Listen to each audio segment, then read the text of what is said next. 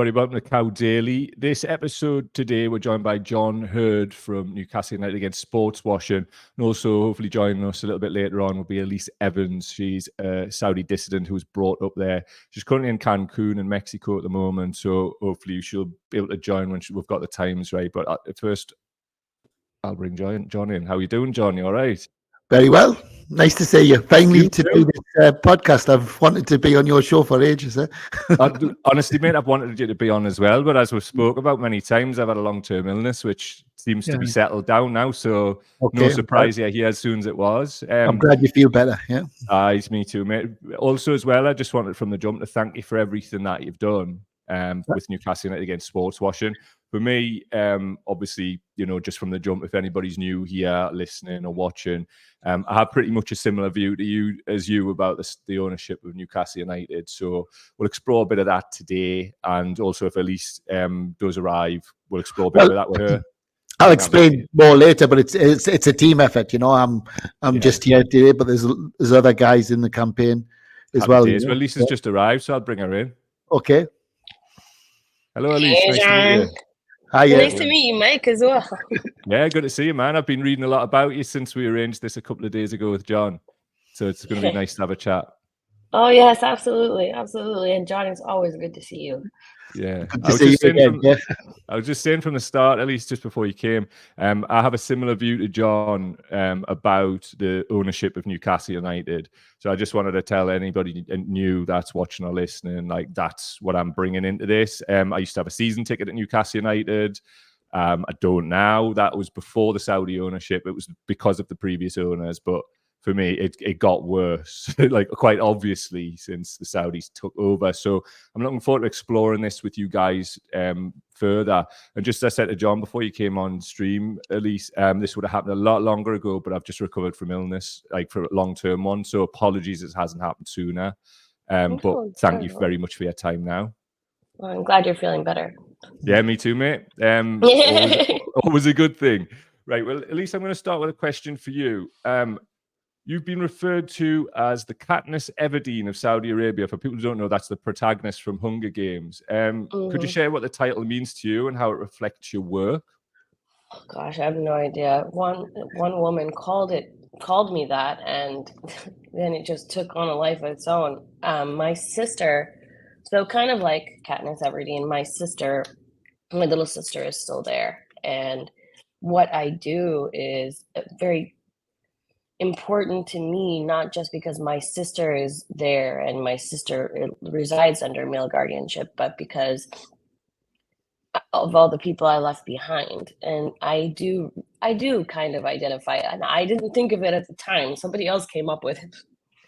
And I was like, I do feel what she feels. Fire is catching, you know, and you can burn us and you can torture us and you can shut us up. But for every one of me, there will be 10 that will take my place, you know? And I do feel like the way she felt, you know how like, I guess it was the third movie where they tried to, it's very hard. Like what we do is not easy. Like getting up and speaking against a regime like ours isn't easy. And they had to put Katniss on the ground and let her see the burning, her whole life, like in torches, in order to like to get that fire out of her. And I was just in DC for a really important meeting on democracy for Saudi Arabia. And you find that the regime is always saying things like, Saudi people are not ready. The Saudi women are not ready for women driving. The Saudi women are not, we're not ready for this, right? And they need time. They're always asking for time. But the truth is we don't know the actual, what the Saudi people want. We haven't heard from them. If you want to know what the Saudi people want, you should be in DC with me last week and see these Saudi people talking about democracy. Mm-hmm. They're talking about democracy. It was so moving, and it was just so empowering just to see. So what specifics do the Saudi people want, and what do they tell you? I mean, what I saw in DC was people who are tired of the fact that we have to be forced into silence, right? We have to be forced into being quiet when all we want to do is discuss things. We don't even want revolution. We want real change. We don't want flying robots. We don't want gnome. We don't want any of that. We want change. And because 70% of the population is under the age of 30, he is afraid that this is the generation that's going to move.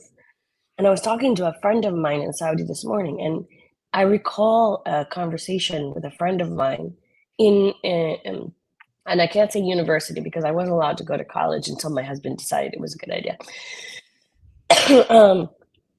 But I recall a conversation we had, my generation. So basically, being on this podcast right now, I'm probably going to get everyone born in 1984 killed. But my generation was discussing these things. And that's not normal for the generation before us. The generation before us, my aunt, my grandmother, my mother, if she was a Saudi, my mother would have not discussed. They raise us not to ask questions. They raise us to be silent. They raise us this way. Even in school, they skipped over World War I, World War II, the revolution in France. I mean, I got out of Saudi Arabia 10 years ago. I'm still catching up to all of you. Wow, okay. Like, they told us the Holocaust was made up. Really? Right, we're going to explore like some of the links between Israel and Saudi maybe later, so that's quite interesting. Also as well, we're going to later in the show talk about the sort of geopolitical stuff and the things that could actually impact Newcastle United and the ownership, because we know that, like, you know, geopolitically, the reason, one of them at least, that it went through in the first place was because there was intervention from the UK government. So what I'd like to do, because a lot of people say, oh, you're against this party or that party. Later on, we'll talk about how in the past, during the Al Yamama arms deal, Tony Blair's Labour were involved in giving them free pass there, just to keep it fair. Just for listeners and watchers who haven't got prior knowledge of your, like, how you were brought up in Saudi, would you like to tell them a little bit more about that and just take it back to the start?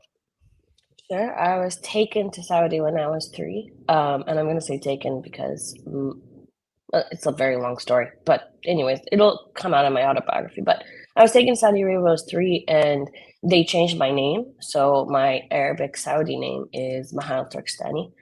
And they changed my name even on my passport. And even though I'm an American citizen, born American citizen of 2 American parents, they changed my name, and suddenly I have no rights.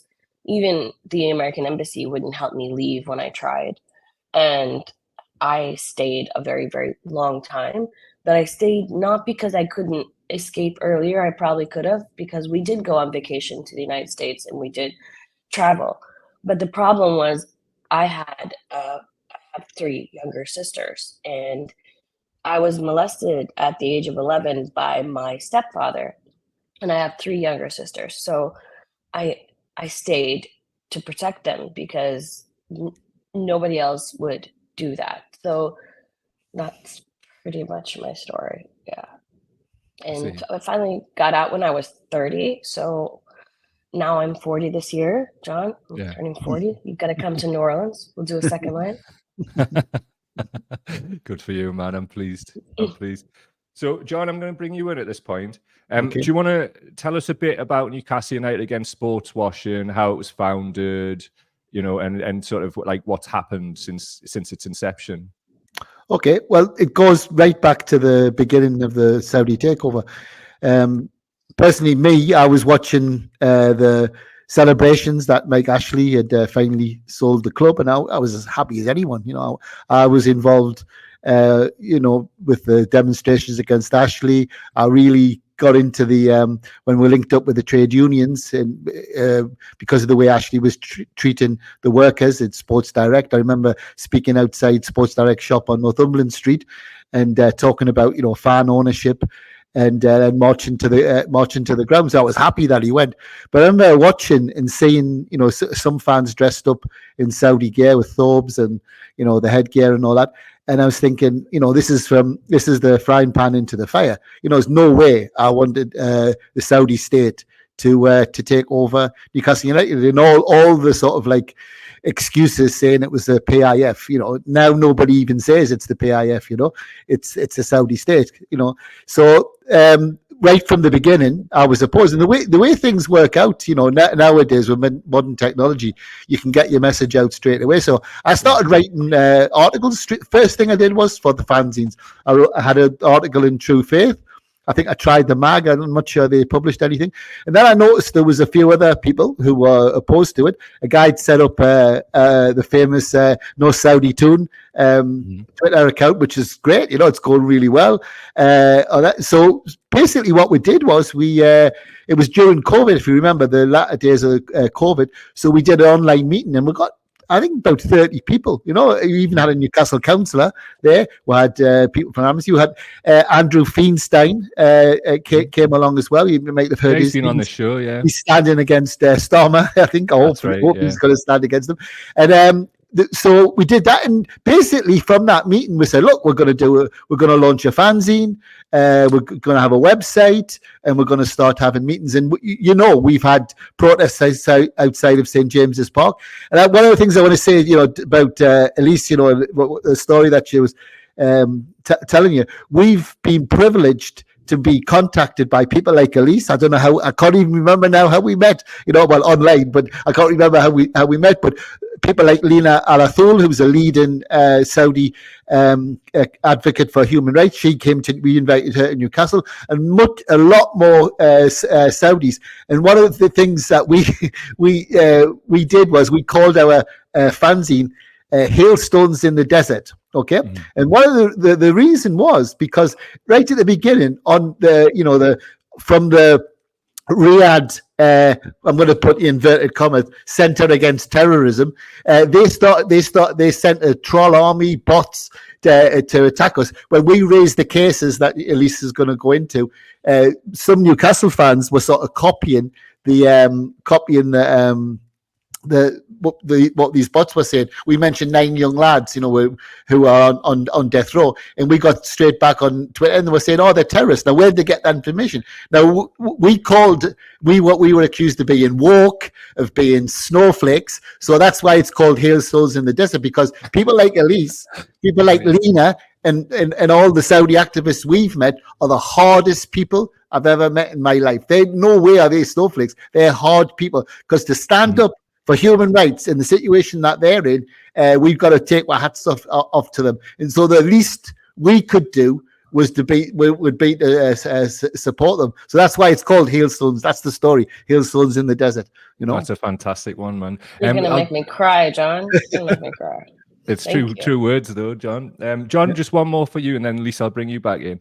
Can you tell us, you mentioned at the start, and I saw this too, when things get taken over, especially with Mike Ashley, there was, as you referenced, there was a celebration, and Newcastle United against Sportswashing came straight in, and at that point you would have got a lot of opposition. Has that opposition sort of receded over time when new information's come out, John?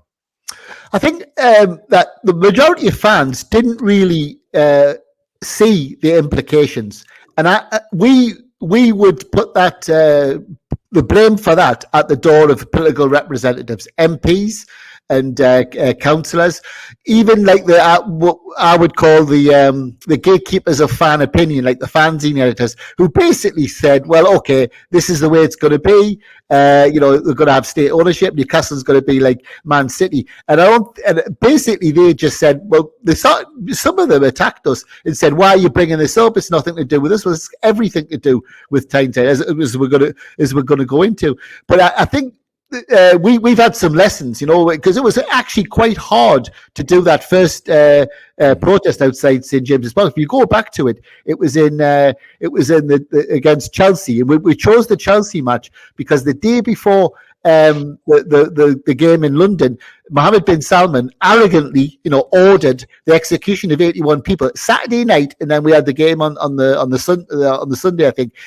So we said, okay, we're going to go to the Chelsea match and we're going to protest outside. Now, remember, we got threatened, we got abuse on social media, but we talked about it and we thought, look, this is just on social media. Majority of Newcastle fans support human rights, and we stick by that.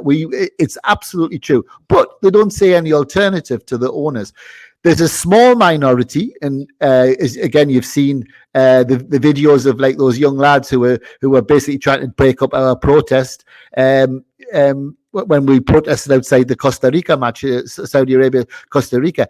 And so we were confident that Newcastle fans would listen. And that's what happened. We said we were going to, the first protest, we said it was going to be silent, to support these young lads. But loads of people came up and started talking to it. And what we realized was that discussion hadn't taken place on Tyneside. Not really. Not in the depth and the complicated layers hadn't been said. So we've just continued doing that. And I think in some ways there's been like a grudging respect for the campaign, because we haven't given up. And that goes back to what Elise was saying. And one of the first Saudi activists we met, a guy, he's in Berlin, not say his name, but he actually told us on a call, he said he was a Alan Shearer fan. He supported Newcastle. This is a guy who leads a human rights campaign, and I'll never forget what he said to us. He said two things that stuck in my mind. He said I just couldn't believe that Newcastle fans, British people, would be sort of celebrating the arrival of the people who oppressed me. I just couldn't understand. I thought you believed in human rights. And then the second thing he said, look, if you're going to do this campaign, he said, don't just do one thing. He says, you can't just have like one event and then forget about it. He says, you got to keep going, because you have to understand that it does get back to the dictatorship. They say that they don't care, but they do. They do care about their public image, So if Newcastle fans hold up posters of Salma al-Shahab, who's in prison for 27 years for tweeting in favour of free speech, or we raise the cases of these 9 young lads, minors, children, on death row, then that'll get back to them. That'll get back to them. And it's important that we have to keep going. That's why that's what gives us strength to keep going. It's entirely admirable, John. I, for one, and I know there's others as well feel the same, just respect you a lot for actually spearheading this. For me, it would have been an absolute crying shame if there was no opposition on Tyneside, from the fans. It would have been horrendous. At least if I could just bring you back in, would you be able to add weight to what John's saying? And from the perspective of what are the human rights issues that Newcastle United fans and just wider society should know, which would inform the decision based on the ownership of Newcastle United, but also the Saudi leadership as well? What should they know? What are the main points? Honestly, John is right. What a dissident or whoever John talked to is right. The biggest thing that the Saudi regime fears is what we say in Arabic is a fadiha. Fadiha is like shame, bringing shame on your house, bringing shame on your tribe.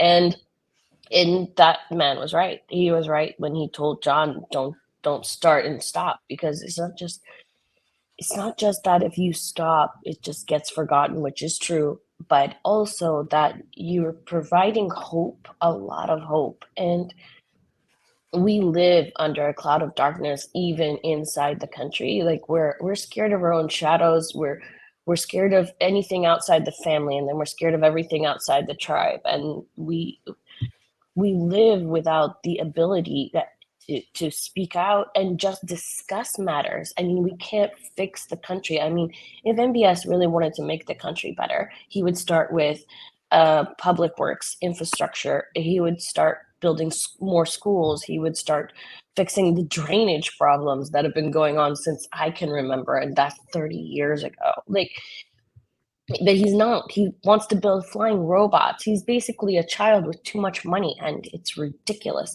That you're giving them hope. And John, I wanted to tell you that when we were in DC for the Democracy in Saudi Arabia, the Quest for Democracy in Saudi Arabia conference, 17,000 people tuned in live, and more than 50% were inside Saudi Arabia. That tells you how important it was. And you have to understand that these people had to use VPNs to tune in. That's how important it was to them. That blew my mind, that it's not just us, the people who got out. It's the ones on the ground too.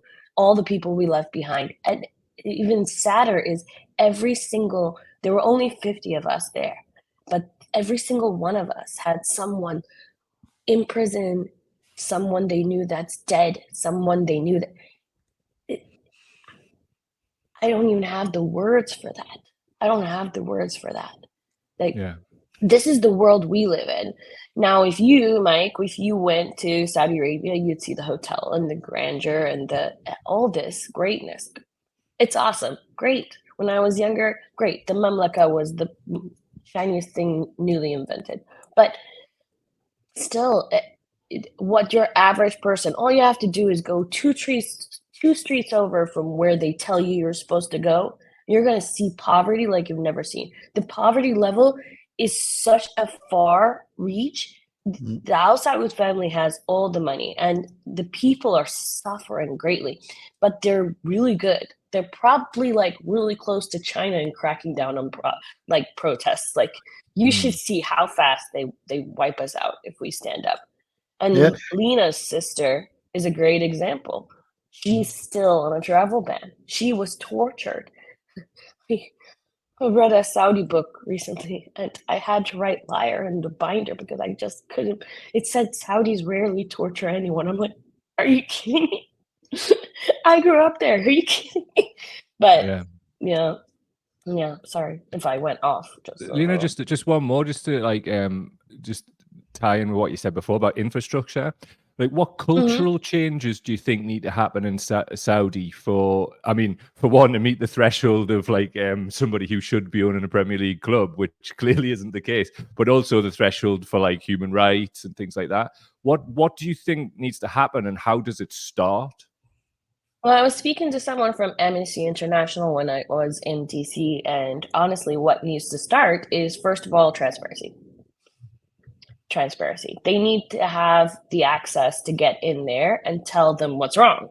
But trying to tell the Al Saud family, generally, what's wrong is like telling them they're wrong, and telling them they're wrong is kind of really difficult unless you're one of them. So the general comeback is, if you don't like my country, leave. If you don't like my house, get out. Instead of, I'm just trying to help. I'm trying to help make it better. And the first step would be transparency, especially with the World Cup coming in 2034, I believe, John? Yeah. Yes. So, hopefully we'll stop that. I mean, transparency would stop that entirely, because what they're planning to do probably is, because I don't know what the plan is, and the Amnesty International representative that was out in DC, she said they would love transparency because they do have to have a list of things that are required and has to be signed off on in order to host the World Cup. But the problem, they don't have any of that. So they're probably going to invent a company that signs off. Yeah. And somebody's going to accept it, which is just disgraceful. Especially Can I just add something to what Elise said about the money? Because this comes up a lot. And I remember when Lena Alathul was in Newcastle, and some fans were saying, well, if the Saudi royal family, or if the Saudis want to invest $500 million, let's say, I don't know how much it is now, 300 million into Newcastle, that's up to them.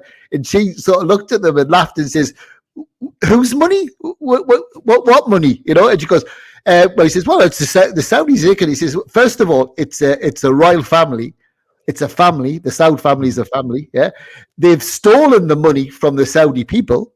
Okay, if you remember, there was an incident a few years ago when Mohammed bin Salman rounded up some of his relatives and put them in the Ritz-Carlton luxury hotel. People like Lena's sister are not in hotels like that. They're in prisons, but he rounded them up and said, stay there until you give the money. Probably Lena said that was the money that they used to buy Newcastle. But the point is, the serious question is, who asked the Saudi people Who asked them if they wanted to spend half a billion on Newcastle United? And you can bet your bottom dollar, because they're working petrol dollars. You can bet that if you had democracy in Saudi Arabia, I don't think they would be, spending half a billion on Newcastle United. It's a hard fact for fans to accept, but that's the situation. What the people in Saudi Arabia want, they want infrastructure, they want a sewage system, they want universities and schools. So that money is tainted. It's from a kleptocracy. And let's not forget that we have to put these things on the table. Got you. Just on this, this is one of the things that are happening in terms of infrastructure, and it's is it NEOM? So this is from the BBC, and I'll just read this out for the watchers and listeners. So NEOM, Saudi force told to clear land for Eco City. Saudi authorities have permitted the use of lethal force to clear land for a futuristic desert city being built by dozens of Western companies, and ex-intelligence officers told the BBC. Colonel Rabia Al-Nazi says he was ordered to evict villagers from a tribe in the Gulf state to make way for the line, part of the NEOM Eco project. One of them was subsequently shot and killed for protesting against eviction. The Saudi government and NEOM management refused to comment. On the screen for audio people, how big is the line? 170 kilometers, roughly between Bristol and London. And the height of it is higher than the Empire State Building. So this is recent. This is this week. And I was just looking, John, at some like Vox Pops that were done. I think it was last year when Newcastle fans. Now I'll pull some up later, and because it'll fit in with another question. But they were all saying then, if new information was to come to light, then I'll change my view. Well, this is an article from this week. So do you think those people are going to now change their view or not? Well, this is why we're here today, and this is why we're campaigning. I think that the NEOM thing is very, very important. And we highlighted the cases of it's actually a tribe, and excuse at least my pronunciation. I think it's the Huwati tribe, and basically they just said get off the land, and everything is true. But we highlighted one of the guys who's been they didn't kill him, he's been he's on. They want to execute him. But the thing about this is that there's British firms involved in that, and Amnesty actually and other human rights groups, say to them, do you really want to be involved in a project like this? We'll have to say, going on from the previous, what we're talking about, the money, it's dictators like their monuments, don't they? And it's a complete prestige project. In fact, actually, they're pulling back on it because they don't think they've got the money to spend on it. But this has got massive implications, because if they're going to clear the land, but the only way they're going to do it is by killing people and robbing tribes of the land. Why should British firms be involved in it? It's not just Newcastle United, but you got to look at the sponsors, of Newcastle United as well, which I suppose we'll go into later. But definitely, it's an example of why we shouldn't have anything to do with this regime, Absolutely, because they've tainted their hands, the sponsors, the donators, everyone. They're tainted. I'm sorry, whether by your own fault or not doing your research, you're allowing for this to take place by being a part of it. And this tribe was evicted from the land. And the best part is that when they came out with it, they said the land was just available. Oh, it was just free out there. But it's not the first time it's happened in Saudi Arabia. They've evicted tribes from the land before, from other lands. I mean, it's not uncommon they just pick you up and move you and say, like it, take the money, shut up, or die. I mean, there's a video of one of the tribesmen, and he's talking on the camera. I mean, imagine what's happening before social media, like pre-social media. I mean, before he could pick up his phone and record a video of himself when they're shooting outside his door. Yeah. It's just on these things. It really is. I wanted to explore some of the links between the UK government and Saudi Arabia. quite a lot of Newcastle fans, and quite rightly, I would say, point out, why don't you look at what the UK government's doing? But the analysis is incomplete from their perspective, because they're not like actually looking at it too, and what Saudi's doing. So let's get it into the piece. So there's quite a bit. So if you'll just bear with us: research and development agreement, parties involved, UK Department of Science, Innovation and Technology, and the Saudi Research, Development and Innovation Authority. I couldn't find any dollar figure on that. Defence and Security Cooperation, parties involved, UK Ministry of Defence and Saudi Ministry of Defence, also not available, the amount that was for. Military Communications, BAE Systems, they are involved. As you can see on the screen, they were involved in the Al Yamama arms deal, which ironically means the dove. So I'll just let listeners and watchers know what that is. So Al Yamama, the dove, is the name of a series of record arms sales by the United Kingdom to Saudi Arabia, paid for by the delivery of up to 600,000 barrels of crude oil per day to the British government. The prime contractor has been BAE Systems and its predecessor, British Aerospace. But it goes on. There have been numerous allegations that the Al Yamama contracts were a result of bribes to members of the Saudi royal family and government officials. Some allegations suggest that former Prime Minister's son, Mark Thatcher, may have been involved. He strongly denies this or exploiting his mother's connections. So since then, threats by the Saudi government, and this is all like from November 2006, when the long-run investigation was threatening to go on for 2 more years. BAE Systems was negotiating a multi-billion-pound sale of Eurofighter Typhoons to Saudi Arabia. According to the BBC, the contract was worth £6 billion, with 5,000 people directly employed in the manufacture of the Eurofighter, while other reports put the value at £10 billion, with 50,000 jobs at stake. Article 5 of the OECD Convention on Combat and Bribery prohibits the decision to drop investigations into corruption from being influenced by the consideration of national economic interest or the potential effect upon relations with another state. This does not, however, explicitly exclude grounds of national security. That's important for this bit here, which is the last bit, and I'll bring you back in. The Prime Minister, Tony Blair, justified the decision by saying, our relationship with Saudi Arabia is vitally important for our country in terms of counter-terrorism, in terms of the broader Middle East, in terms of helping in respect of Israel and Palestine. That strategic interest comes first. And across the House, a former Conservative government minister, Jonathan Aitken, and convicted perjurer, who was connected with the deals in the 1980s, said that even if the allegations against BAE were true, it was correct to end the investigation and maintain good relations with Saudi Arabia. The reason I want to put that up is there's a few reasons, but one of them was, people will like sort of point to the Conservatives, and then that obfuscates it all. Labour were doing this, and it's about the establishment, and that continues like with these relationships, and it doesn't even matter which government is in, it seems, in the UK. So can I get some reaction from you to that? We'll start with you, Elise, if we may, and anything else that you might know about that we don't. I would start with John. On this because he's in the UK. John, let's start with you then. Okay. It's like Pauline Murray said, money talks, can't you hear it?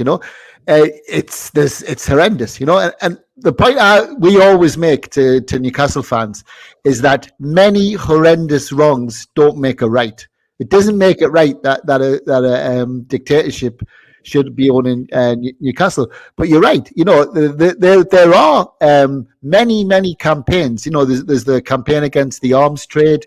There's campaigns against what the Saudi regime have done in Yemen. But I think it was Andrew Feinstein who said that. I think he wrote a book on it, and he spoke in Gosforth at one of our meetings about it. He said probably the deal that you mentioned, the BA one, it was one of the worst cases of corruption in history. And Tony Blair basically said, he has a lot of cheek, but he got up in Parliament and said, our strategic interests are more important than our meaning like the big companies, not really the British people. Basically, that overrides the corruption that has been done. So, is that any basis for us to sort of say, well, it's okay that the Saudis can own Newcastle and they can infect political life in the northeast and get us not to say anything about human rights abuses. Of course not. We aren't we aren't the board of the BAE. We're not Tory politicians or now Labour politicians. We're ordinary fans who have a conscience, and we don't think that this regime should have anything to do with our club. But I just stress again, all that information that you had is absolutely true. It's all documented, but that doesn't justify allowing them to take over a community asset, which is recognised, is recognised in the bill that's going through Parliament now about the independent regulator. Football clubs are community assets. Perhaps we can explore that as well, because we've been recently, we've been doing so many things with this campaign. Loads of people get in touch, but one of the things we noticed was that there's a clause in the bill which is good, which actually allows nation-state ownership of clubs. And do we really want to get into that? Do we want to be in a situation where clubs have to choose between their owners and the owners of other ones? I'll give you an example. Lisa will know about this, but I think in 2017, Saudi Arabia were on the brink of war against the Abu Dhabi, against the state that owns Manchester City, and then they had a dispute with Qatar as well, and there could have been a war. It's a very sort of explosive part of the world. I think they pulled back in the end. The Americans intervened, but you imagine if there was a war between between Abu Dhabi and Saudi Arabia or Qatar, that's actually pulling football fans into sort of global disputes. Surely there's a better way. There's a better form of ownership for football clubs than allowing dictatorships to own Premier League clubs and all the baggage that brings with it. We don't think it's that complicated. We think that the bill should have a clause in it that's saying nation states, and especially human rights abusing individuals, should have nothing to do with football clubs. Yeah, the football club isn't an arms company, is it? A football club don't produce arms that kill people in Yemen. So why should we be associated with them? Well, I mean, there was talk when this went through that there was intervention directly from Boris Johnson and the government there. So what I want to illustrate with the Al Yamama deal there's been government intervention around deals with Saudi and things of that nature going back decades. And obviously, as we've seen, if they were to remove that amount of crude oil as part of the deal that the country gets every day, that would have a huge impact on the country. But almost like, because the Saudis within that, at that time, they threatened to pull the deal and give it to the European, for the Eurofighter, give it to Europe. So I would suggest that Tony Blair pulled that, and I showed the OECD clause there, based on national security, when it clearly wasn't based on national security at all. It was based on blackmail. Money. Yeah, yeah, exactly. So what I just like to do, at least just pivot to one of the listeners' questions, and it's from Sam Ack. She says, why do Saudis look down upon other people, particularly from India, Pakistan, etc., and treat them like they're second-class citizens? Now, I don't know if this is true or not. I'm asking you. In a country where people pay pilgrimage and are stripped down to a simple outfit, so that is everyone equal. So, can you answer Sam on that one and tell about it? So, despite what they want you to know, we grew up with a caste system similar to what we have in India. So. One day I was doing an internship at the King Faisal Specialist Hospital in Riyadh, and I was working in HR, and I came across a list, and I couldn't understand the list because, I don't know. It's hard to explain. It was a list of nationalities and their salary based on their nationality. And the lowest ones are the Pakistanis and the Indians, and then we move up from there. Filipinos, they're cost more than this, cost more than that, cost more than that, and the highest ones ranking were, if you want to know why they treat them like second-class citizens, it's not right, but they're raised with it. I don't even know. I mean, trying to describe that is very difficult. You grow up with it. You grow up that. So in Saudi Arabia, we're raised when we're young with a sense of we're Saudis, we're the chosen. The Prophet Muhammad chose our country, chose our Mecca, our Medina, and we're basically like, think about Roman times and the Pope, right? So the Pope used to assign, how like the Pope had control over who could be King of England and who could be before, you broke off. But Saudi Arabia is kind of like that. We're the custodians. There's a reason why the king is called the custodian of the two holy mosques. It doesn't say three because there's technically three, but he says he's the custodian of the two holy mosques. So it's like religious power in the region. Yeah. So it's and everyone we bring in, they just, I don't know. I don't even know how to describe it. I'm trying, but why do they look down on them? They have no right to. A human being is a human being. But when you're young and you're raised a certain way, we look down on each other even. We don't just look down, like when you're growing up there, you don't just look down on like the Pakistanis and the Indians. You also look down on your own kind. So you've got the Saudis that are migrated in and built a barrier and got nationalized later. The Bedouins will look down on them because they're not pure blood Saudis. It's I don't know. Like, so this is like cultural, it's generational, it's obviously deeply hierarchical too. So do you think just from like obviously this podcast is criticizing from the outside? In your opinion, does that actually like make any difference? Because if people claim that they are God's chosen people, then surely any criticism from people who aren't God's chosen people like us would just fall on deaf ears. Do you think that like protest is going to like move the needle with these people or not? I think it does. I think it really does, because this generation, my generation, is actually having open discussions on the ground, which is fascinating. I mean, like I said, my aunt's generation, my mother's generation wouldn't have had these conversations, but we're having them in the universities. We're having them secretly, of course, because even a group of 10 is considered a protest, and we can get in trouble for discussing things like this. We can't even talk. I mean, the foreign minister compared America to Saudi Arabia, and I had to write an entire article about it because I was so mad. You can't compare Saudi Arabia to America, first of all, because the American government, we can overthrow our president. It's legal. We can get him out of office if he's not serving the people, just like you can in England. And in Saudi Arabia, we have the right to remain silent or get tortured and killed. I mean, you can't compare the two. That's people electing a ruler versus the ruler electing himself. There's a reason why the Arabic expression for Saudi Arabia is "akhadnaha bis-sayf." We took it by the sword. They took it by the sword. They didn't take it by the people electing that person, and they're keeping it by the sword. And that's the problem here. And then that's what I saw in DC, just seeing them all come together and talk about democracy.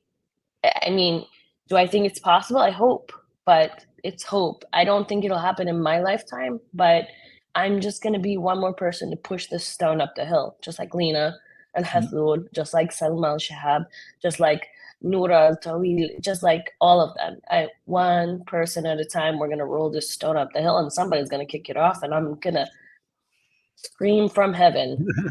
Good for you, man. We did it. I'm going to be like, John, we did it. I'm like, John, where's the wine? Just add to that, because I understand the question, but sometimes we sort of like overcomplicate it, and I can see where the questioner's coming from. But for example, a lot of it's economic, like going back to what I said about the it's a royal kleptomania kleptomaniac ruler, you know, and they've stolen the money. A lot of it's to do with that. It's class. You know, they obviously a royal family. They think they're better than everybody else. But also you have in Saudi Arabia, again, my pronunciation, the kafala system. You know, the how do you say that? Basically the system where it's almost like modern slavery. So obviously I would differentiate between the rulers and the ruled. You know, you've got in Saudi Arabia, I think 13 million foreign workers, you know, whose conditions are absolutely horrendous, you know, and there's some examples. I think it's going to come out in the next few weeks of modern slavery, which is taking place in Saudi Arabia. So this idea of like, you know, the listener asked about being looked down on. It's the rulers looking down on the people. Look, like everywhere, you know, in a different sort of way, but it's like everywhere. The people who rule look down at the ones who are ruled, and I would say, you know, with all respect to religion, I'm not religious myself, but all respect, but basically there's one, you know, they use religion to keep people down. That's why, you know, and it's the same everywhere, you know, the same in the United States, but exactly the same in Saudi Arabia. The rulers, do you think they follow the rules of Islam? I doubt it, you know. No way. But they use, it's an ideology. They use religion to keep people down, and we know that. You know, we've lived it in different in our lives in different historical periods. You know, John is 100% right. He's right. Mm-hmm. The kafala system. That's an important point, because the kafala system is kind of like male guardianship. So male guardianship let's say male guardianship is a piece of poop. I don't know. This is a terrible thing to say on a podcast.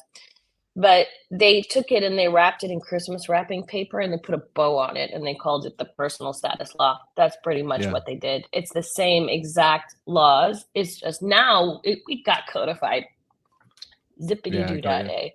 Women people are in Saudi, at least property. People in Saudi, like the rulers would point out that women can now drive and it's all changing. Yes. What would you counter? But what's your counter argument to that?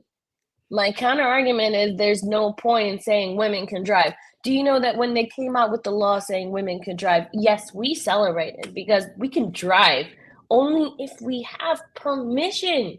Do you understand? Like if you've got a good family, if you've got good parents, if your father is not the type of man that wants total control and lets you drive, you're celebrating. Of course you are, because now you can drive, right? You're not going to go to prison for it. Great. But there's so many of us that don't have that kind of family. And it's a Saudi expression, because we say we say if you have a good family, good for you, because your dad's going to let you travel and your dad's going to let you. Women can travel without permission of the guardian. But the Abshire app made all that superfluous, because all your dad has to do if he finds out you're thinking of traveling is push the red button. Push the red button. You're not going anywhere. I'm an American citizen born in America of 2 American parents.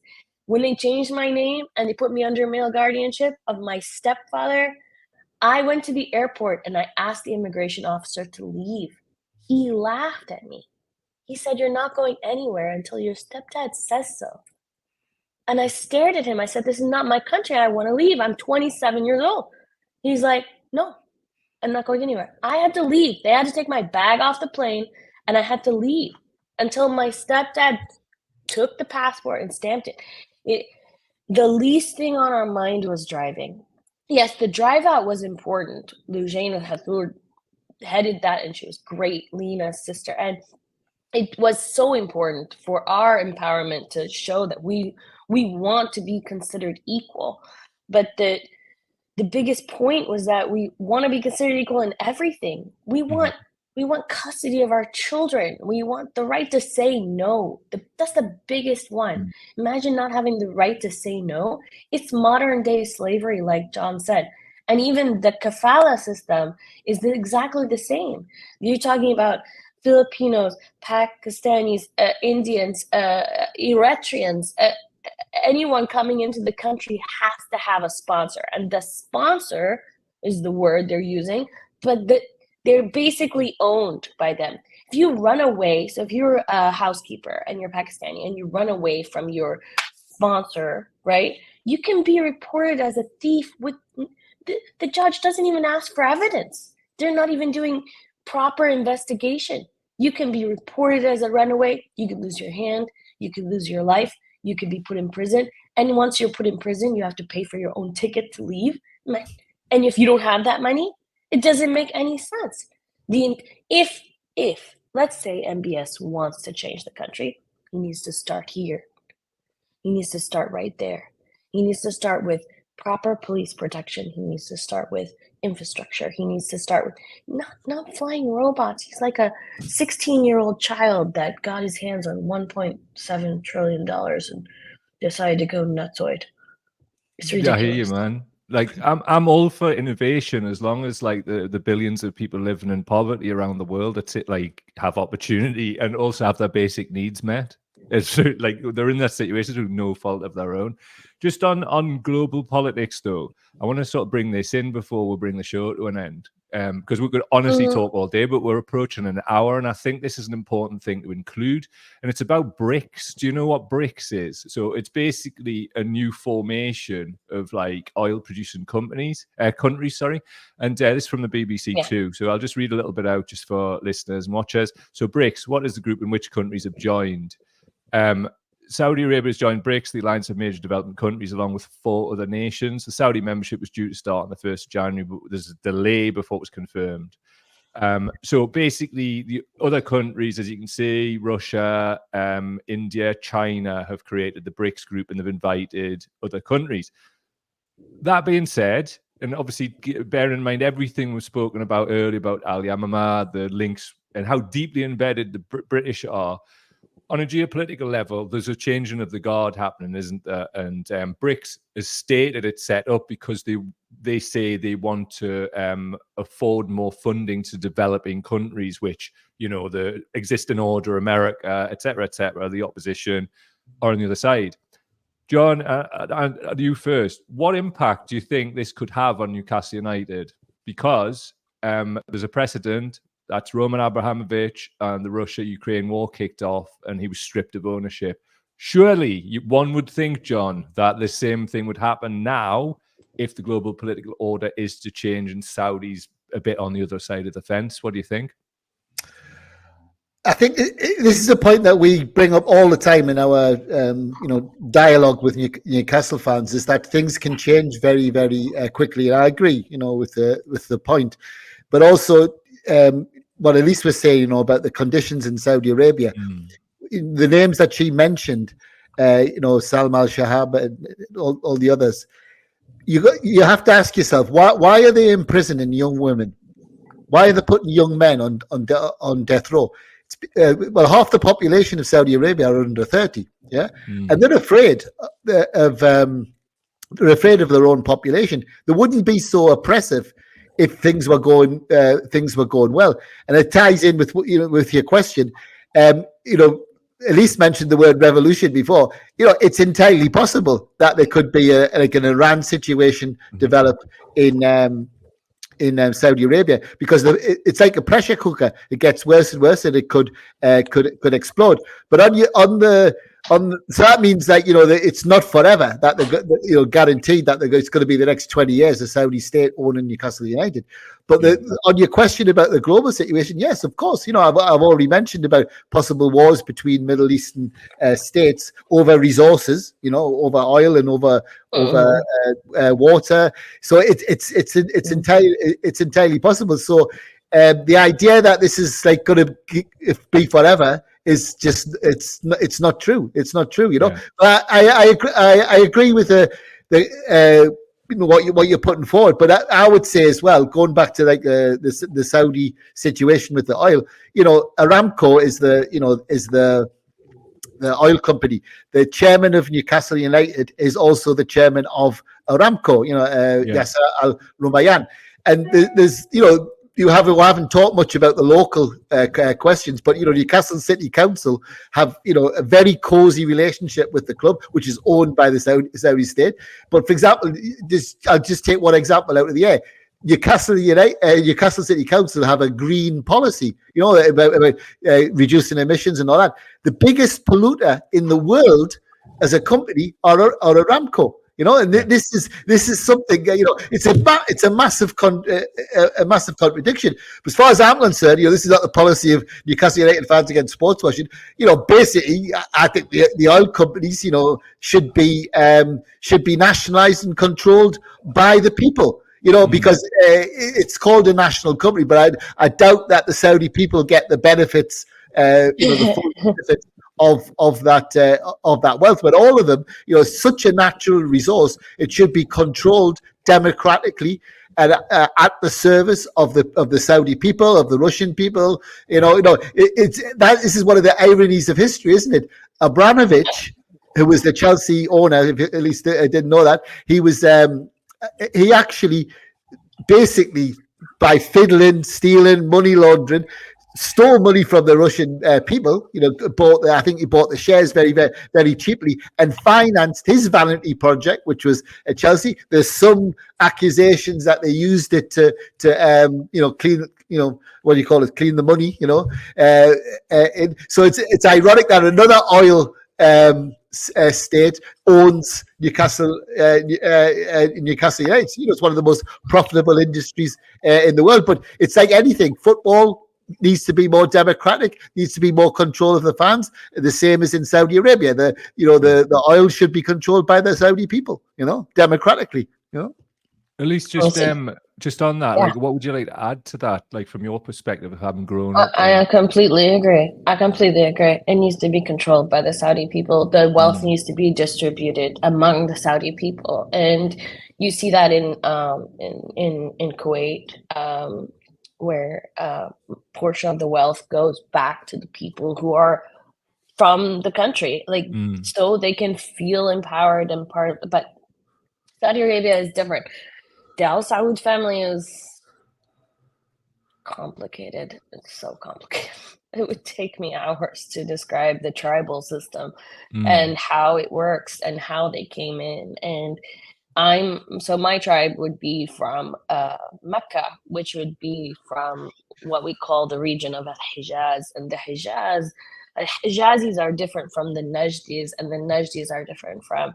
So it's really complex. And there's a good book, John, you might like it. I've just found it. You might like it. It's quite good. It's complicated. So the people who need to make a decision to sort this problem out are the people on the ground, and that's just a fact. And that's why we met in DC, because the people on the ground need to say this is enough. And what we do, John, and what we're facilitating is giving them the sense that they're not forgotten. These people are not forgotten. These women are not being locked up and forgotten. The only reason Salma al-Shihab is still alive is because of people like you and me, John. Because if we didn't say her name over and over again, they would dispose of her. Fact. Same with Lujain Khaltour. If her sister hadn't sacrificed her entire life and any dream she had to go after the Saudi regime for taking her sister and torturing her, she would be dead. Dead. It's just a fact. Every dissident woman I meet that talks to me about her story, I tell her the first thing I need you to do is prepare for a worst case scenario. You're taken. You're tortured. You need to record the video, and the video is this. If I'm taken and I'm missing, this is why, and this who took me. Because if you don't, we have no proof that you were taken, and we need to be able to highlight your condition. It's that treacherous on the ground. I'm on vacation, and I'm still dealing with this every day, but I do it because of everyone I left behind. And I'm so grateful to John and the NUFC fans against sports washing. I'm grateful to you, Mike. I mean, it's hard to explain unless you lived it, but male guardianship is an abomination, and so is sponsorship laws. It's indentured servitude. Everything they say they are, they're not. It's terrible. It's absolutely terrible. And they need to get their act together. Unfortunately, they bred really well, So one Saudi prince gets knocked off, we have 33,000 billion of them to take another place. Got you. So it's kind of hard. It's not like the British royal family where it's like, who's the next monarch, which is really fun. Yeah. I enjoy British history the most. It's my favorite because you guys, you know what? You preserved it properly. The Saudi history is hidden because we're very against shame and anyone knowing who had an affair with who. But British history is fun because, like, ooh, you know, that guy. Never mind. Anyways, but